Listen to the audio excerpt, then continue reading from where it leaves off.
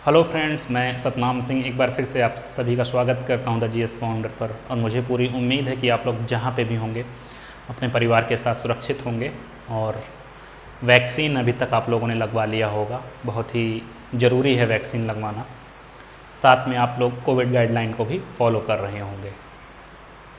So friends, इधर 15 से 20 दिनों से मैं वीडियो लेकर के नहीं आ पा रहा था और उसका दो कारण थे। पहला यह था कि जब वैक्सीन मैंने लिया, जो कि मैंने एक वीडियो, छोटी सी वीडियो मैंने अपलोड भी किया था चैनल पे। सो उस वैक्सीन लेने के बाद थोड़ी सी तबीयत बिगड़ गई थी मेरी, 3-4 दिनों के लिए बुखार वगैरह हो गया था, लेकिन फिर नॉर्मल हो गया था। और दूसरी बात यह है कि घर में कुछ प्रोग्राम था जिसमें मैं बिजी चल रहा था, इसी वजह से वीडियोस लेकर के मैं नहीं आ पा रहा था। ना वीडियो बन पा रही थी, ना अपलोड हो पा रही थी। सो अब जो है पूरी कोशिश रहेगी कि वीडियो लगातार मिलती रहे आप लोगों को और आप लोगों की पढ़ाई ठीक तरीके से चलती रहे। सो लास्ट क्लास में बेसिकली हम लोगों ने इतिहास के स्तर पे मराठा साम्राज्य को आधे से ज़्यादा कवर कर लिया था। और आगे आज हम लोग जो देखेंगे वह है पेशवाओं का इतिहास। तो पेशवाओं में जो 3 इम्पॉर्टेंट पेशवा हुए हैं, जिसमें पहले हैं बालाजी विश्वनाथ, उसके बाद बाजीराव और तीसरे हैं बालाजी बाजीराव। यह तीनों, ये बाजीराव जो हैं बालाजी विश्वनाथ के पुत्र हैं और ये बालाजी बाजीराव ये बाजीराव के पुत्र हैं। तो कन्फ्यूज़न नहीं क्रिएट करना है ऐसे। ठीक, नाम थोड़ा सा मिलता जुलता है तो लोग कन्फ्यूज़ हो जाते हैं। तो पेशवा बेसिकली कौन हुआ करता था? अष्टप्रधान के अंतर्गत आता था और इसको इंग्लिश में प्राइम मिनिस्टर कहते हैं। प्राइम मिनिस्टर या राजा का सलाहकार जो होता था। और जो राजा होता था उसको मराठा साम्राज्य में छत्रपति कहते थे, जो कि मैंने पिछली वीडियो में बताया हुआ है। अगर आप लोगों ने वो वीडियो नहीं देखी है तो आप लोग जाइए प्लेलिस्ट में और वीडियो को देखिए और उसको लाइक कीजिए, शेयर कीजिए और समझिए उसको क्या है। अगर नहीं समझ में आता है तो कमेंट कीजिए, फिर से बताऊँगा चीज़ों को। तो आइए शुरू करते हैं बालाजी विश्वनाथ से चीज़ों को। तो बालाजी विश्वनाथ को बेसिकली मराठा एम्पायर में यानी मराठा साम्राज्य में द्वितीय संस्थापक के नाम से जाना जाता है। द्वितीय संस्थापक पहले कौन थे? शिवाजी। दूसरे इनका नाम बड़े गर्व के साथ लिया जाता है। तो यह थे कौन? तो यह साहू जी महाराज के फ्रेंड थे और साहू जी के खराब दिनों में इन्होंने उनकी बहुत ज़्यादा हेल्प की थी। और इसी वजह से साहू जी ने इनको क्या किया था, जो एक नया पद उन्होंने बनाया था सेना करते, 1708 में इन्होंने सेना करते के पद पे बालाजी विश्वनाथ को नियुक्त किया था। और जब इस पद पे इनका परफॉर्मेंस अच्छा रहा तो आगे चल करके 1713 में इन्होंने, साहू जी ने बालाजी विश्वनाथ को पेशवा बना दिया। ठीक, यानी प्राइम मिनिस्टर बना लिया, अपना सलाहकार बना दिया। इसके साथ साथ अपनी कुछ शक्तियों से इनको भी सुशोभित कर दिया, यानी अपने कुछ जो डिसीजन थे लेने के, इनको भी बोला आप अपने तरीके से चीज़ों को देखिए। और उसी क्रम में अब क्या करेंगे कि मराठा शक्ति का जो प्रचार प्रसार था वह महाराष्ट्र से बाहर करना भी शुरू करेंगे। और आगे चल करके 1719 में उसी क्रम में अपने घुड़सवार लेकर के दिल्ली तक पहुंच जाएंगे। और उस टाइम में जो दिल्ली का सम्राट होता है उसका नाम होता है रफ़ी-उद-दर्जा। अब यह समय है 1719 का। औरंगजेब मर चुका है 1707 में और 1707 के बाद से मुग़ल एम्पायर डिक्लाइन करना शुरू करता है और मराठा एम्पायर का उत्कर्ष होना शुरू होता है। तो रफ़ी-उद-दर्जा से संधि करेंगे, जिसको दिल्ली के संधि के नाम से जाना जाता है। और यह संधि मराठों के लिए मैग्ना कार्टा के नाम से जाना जाती है। ठीक, Magna carta. Magna carta basically एक प्रकार का प्रपत्र था जो कि इंग्लैंड के राजा जॉन द्वारा जारी किया गया था, जिसमें कुछ अधिकारों का वर्णन था जो कि इंग्लैंड की जो प्रजा थी उनसे संबंधित था। सो यह जो दिल्ली की संधि थी यह थी मराठों के लिए मैग्ना कार्टा। अब इस मैग्ना कार्टा में क्या था कि जो दक्षिण का जो क्षेत्र था, जो कहीं ना कहीं मुग़ल एम्पायर के अंतर्गत आता था, वो लोग कमज़ोर तो हो गए थे, आई मीन मुगल एम्पायर तो कमज़ोर तो हो गया था, लेकिन दक्षिण से कहीं ना कहीं वह एक ट्रेडिशन बना हुआ था कर भेजने का, वह अभी भी आ रहा था। तो इस संधि के बाद क्या हुआ कि रफ़ी उर दरजात ने कहा कि आप दक्षिण के जो 6 सूबे हैं वहाँ से अब आप कर ले सकते हैं, ठीक, वहाँ का जो कर है वहाँ आप जैसे चाहें मैनेज कर सकते हैं। तो जो चौथ और सरदेश मुखी, जो कि मराठा साम्राज्य के अंतर्गत मराठों द्वारा वसूला जाने वाला कर जो था चौथ और सरदेश मुखी, वह इन 6 सूबों से अब वसूला जाने लगा, ठीक। इसके साथ साथ यह था कि जो साहू जी जो महाराज हैं उनको महाराष्ट्र के स्तर पे और जो आसपास का जो क्षेत्र है वहाँ का स्वामी घोषित कर दिया जाए, यानी वहाँ का स्वतंत्र राजा मान लिया जाए। कौन मानेगा? रफ़ी उर दरजात, क्योंकि मुगल सल्तनत डिक्लाइन कर रही थी लेकिन धीरे धीरे, लेकिन अभी भी इनका एक जो रुतबा था वही था, ठीक, और इसी रुतबे की वजह से यह चीज़ें हो रही थी। तो साहू जी को क्या किया गया? महाराष्ट्र और आसपास के क्षेत्रों का स्वामी मान लिया गया। अब क्या था, इतना हो जाने के बाद आगे हम देखेंगे कि जब 1720 में इनकी तबीयत खराब हो जाती है, एक पॉइंट इसमें और था दिल्ली की संधि में, वह पॉइंट था कि इतना सब कुछ तो हो रहा है, बदले में रफ़ी उर दरजात को क्या मिलेगा? तो बदले में रफ़ी उर दरजात को अगर उनके ऊपर किसी प्रकार का भी कोई हमला होता है, यानी उनके सल्तनत पे या दिल्ली एम्पायर पे किसी प्रकार का भी कोई हमला होता है, तो मराठे सैन्य सहायता प्रदान करेंगे, क्योंकि अक्सर सिखों की तरफ से, राजपूतों की तरफ से, इधर जो अवध था उस तरफ से, उधर अफगानों की तरफ से खतरा हमेशा बना रहता था। और इसी खतरे को दूर करने के लिए यह संधि की गई थी, जिसमें रफ़ी उर दरजात जो मुगल सम्राट था उसको सैन्य सहायता देंगे। कौन? साहू जी महाराज या कहिए बालाजी विश्वनाथ। अब 1720 तक आते आते बालाजी विश्वनाथ की डेथ हो जाएगी और उसके बाद इनका पुत्र जो है, जिसका नाम है, बताइए क्या? बाजीराव जो है पेशवा बनेंगे। और यह वही बाजीराव हैं जिसके ऊपर हाल फिलहाल 2 से 3 साल पहले एक मूवी आई थी बाजीराव मस्तानी, तो यह वही बाजीराव हैं। तो फिल्म जो होती है उसमें चीज़ों को, तथ्यों को थोड़ा सा लोग तोड़ मरोड़ करके पेश करते हैं और वह इंटरटेनमेंट के लिए होती है, लेकिन हिस्ट्री अलग चीज़ होती है।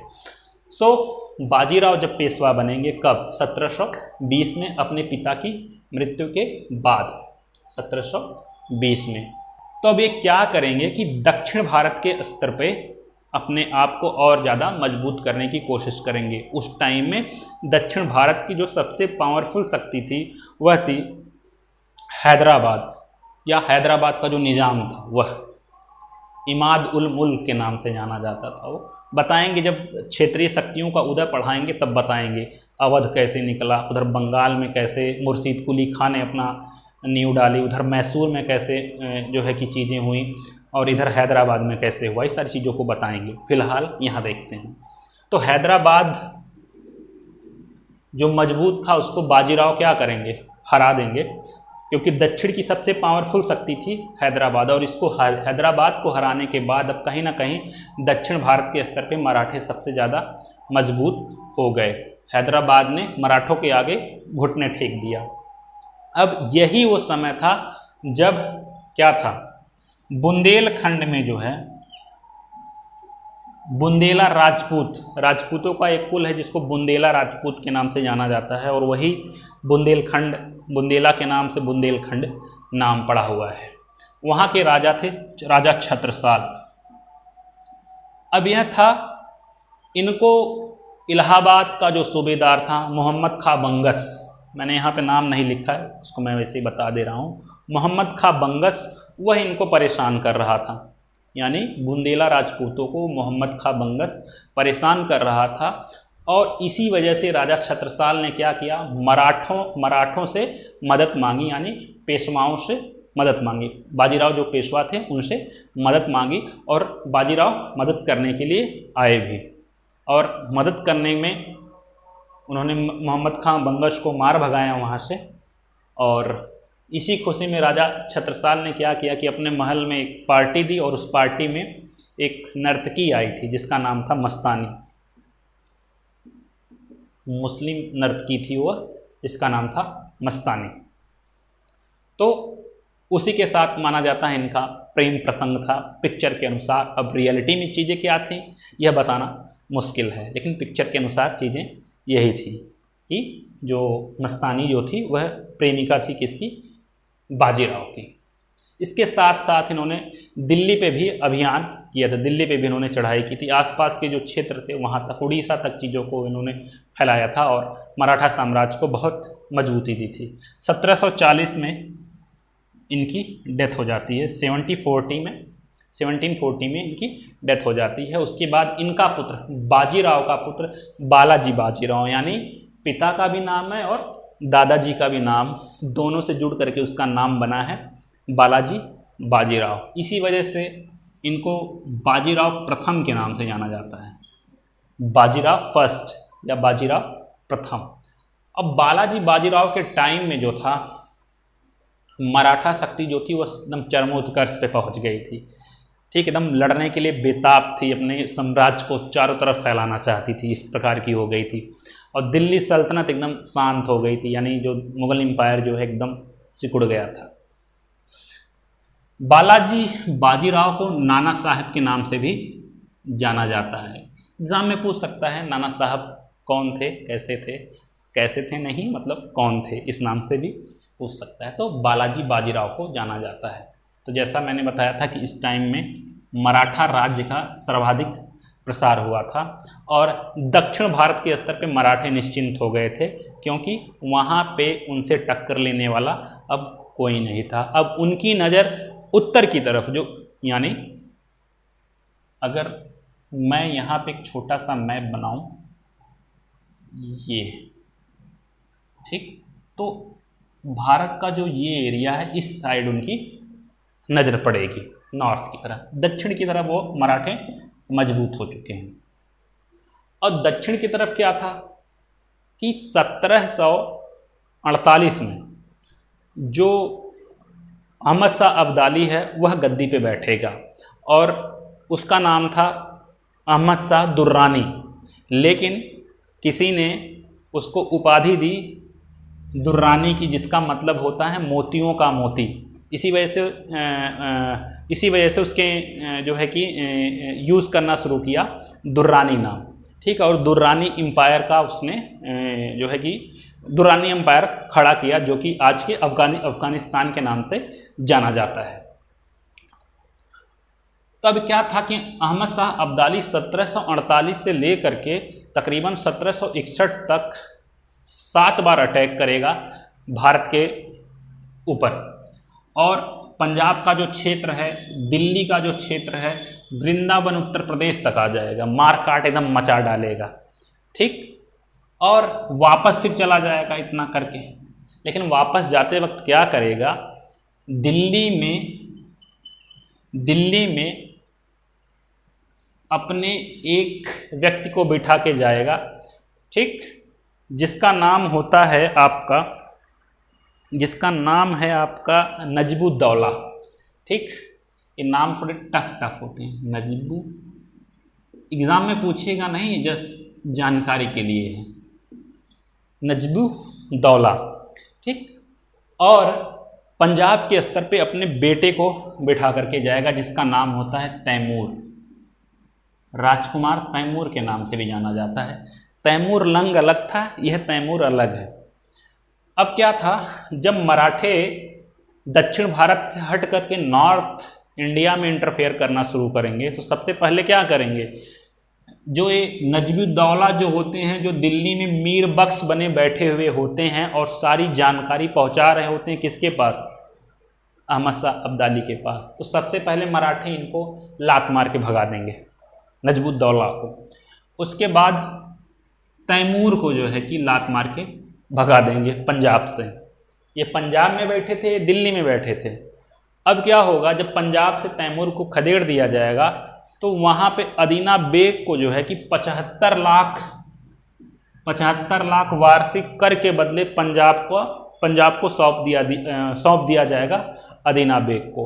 और कहा जाता है यहीं से यही जो स्थिति थी, यही स्थिति बनी पानीपत की तीसरे लड़ाई का कारण है। ठीक, तो ये चीज़ें बाजीराव के टाइम में हुई थी। तो मुझे पूरी उम्मीद है कि यह चीज़ों को मैंने समझा दिया होगा। तो एक बार फिर से मैं आपको रिव्यू दे देता हूँ कैसे क्या था। कि देखिए, बालाजी विश्वनाथ जो थे वह किसके मित्र थे? साहू जी महाराज के। अब जब साहू जी महाराज के मित्र थे तो साहू जी ने इनको पहले सेना करते का पद दिया। इस पर इन्होंने अच्छा काम किया तो इनको पेशवा बना दिया गया। जब ये पेशवा बन गए तो इनके पास और शक्ति आ गई। अब जब शक्ति आ गई तो ये मराठा साम्राज्य को लगे और विस्तार देने के लिए मुगल सम्राट रफी-उद-दरजात के पास गए और उसको डरवाया, यानी उसको डरा दिया। बोले कि मेरे अनुसार चलो, नहीं तो मराठे तुम्हारे ऊपर अटैक कर देंगे, तुम लोग कमज़ोर हो गए हो। अब रफी-उद-दरजात क्या करेगा? डर के मारे मराठों से संधि कर लेगा, जिसको कहते हैं दिल्ली की संधि। अब जब दिल्ली की संधि हो गई तो दिल्ली के संधि में क्या हुआ कि दक्षिण के जो 6 मुगल सूबे थे वहाँ से मराठों को धन मिलने लगा। धन मतलब कर मिलने लगा, चौथ और सरदेश मुखी के रूप में। अब क्या था, इसके साथ साथ बालाजी ने बोला कि साहू जी को क्या करो, मराठा क्षेत्र का स्वामी मान लो, राजा घोषित कर दो, तुम लोग कमज़ोर हो गए हो, मार खाओगे नहीं तो साहू जी को मराठा क्षेत्र का राजा बना दिया गया। तो रफी-उद-दरजात बोला, महाराज मुझे बदले में क्या मिलेगा? आप तो इतना ले रहे हैं, मुझे क्या देंगे? तो बोले ठीक है, तुम्हें ये चाहिए तो हम बदले में तुम्हें सैन्य सहायता देंगे। अगर तुम्हारे ऊपर कोई अटैक करेगा तो वहाँ पे हम आके खड़े होंगे। अब 1720 में बालाजी विश्वनाथ खत्म हो जाते हैं। उसके बाद उनके बेटे बाजीराव आते हैं। बाजीराव आते हैं तो ये और उत्पात मचाना शुरू करते हैं। 1720 में पेशवा बनेंगे तो कहते हैं कि सबसे पहले दक्षिण वालों को मारूंगा मैं। तो दक्षिण में कौन? हैदराबाद जो होता है निज़ाम, उसको परेशान करना शुरू करते हैं। उसको हरा करके दक्षिण में अपनी स्थिति मजबूत कर लेते हैं। ठीक, अब आगे क्या हुआ? इसी बीच बुंदेलखंड के जो राजपूत थे, राजा छत्रसाल, उनको मोहम्मद खां बंगस परेशान कर रहा था, तो बाजीराव उसकी मदद के लिए आ गए। जब मदद के लिए आ गए और मोहम्मद खां बंगस को मार भगाया तो राजा छत्रसाल ने इसी खुशी में पार्टी दी। पार्टी में किसको बुलाया? मुस्लिम जो नर्तकी थी, मुस्लिम जो जिसका नाम था मस्तानी, वो आई, वह नाची, बाजीराव पिघल गए और दोनों के बीच में प्रेम प्रसंग शुरू हो गया। ठीक, 1740 में इनकी भी डेथ हो गई। उसके बाद बालाजी बाजीराव राजा बनेंगे, यानी पेशवा बनेंगे। और इस टाइम तक छत्रपति जो था, यानी जो साहू जी जो महाराज थे, एकदम नीचे, या छत्रपति का जो ओहदा था वो एकदम नीचे आ जाएगा, पेशवा सर्वे सर्वा हो जाएगा। ठीक, इनको नाना साहब के नाम से जाना जाता था। और बालाजी के टाइम में मराठा साम्राज्य का सबसे ज़्यादा प्रचार प्रसार हुआ था। ठीक, दक्षिण भारत में मराठे सबसे ज़्यादा मजबूत हुए। इसी वजह से अब उन्होंने सोचा कि दक्षिण भारत ठीक है, अब हमें उत्तर भारत भी चाहिए। और उसी क्रम में उन्होंने दिल्ली और पंजाब जैसे क्षेत्रों में क्या किया? अटैक करना शुरू किया। लेकिन यहाँ की स्थिति थोड़ी सी अलग थी। अलग कैसे थी कि 1748 के आसपास जो अहमद शाह अब्दाली था वह अफगान के स्तर पर राजा बना और दुरानी एम्पायर की नींव डाली, यानी दुरानी साम्राज्य की नींव डाली। अब नींव डालने के बाद वो क्या किया?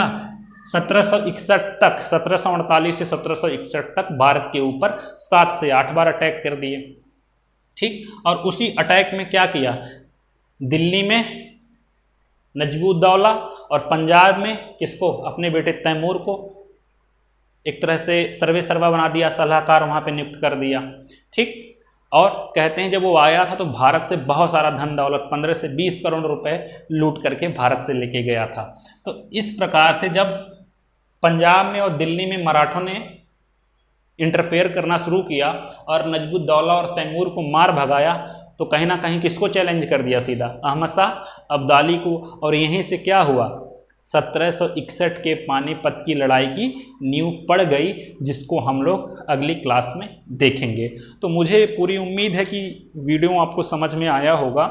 और अगर वीडियो में कोई डाउट हो, अगर नहीं समझ में आया हो, तो नीचे अपने क्वेश्चन को कमेंट कर सकते हैं और आप लोग बताइएगा। तो फिर उस हिसाब से फिर से मैं आपको क्लियर करूँगा चीज़ों को। तो मिलते हैं नेक्स्ट वीडियो में, तब तक के लिए जय हिंद जय भारत। और अब वीडियो लगातार आती रहेंगी, सो वीडियो को शेयर करें, चैनल को सब्सक्राइब करें और मुझे भी सपोर्ट करें। Thank you.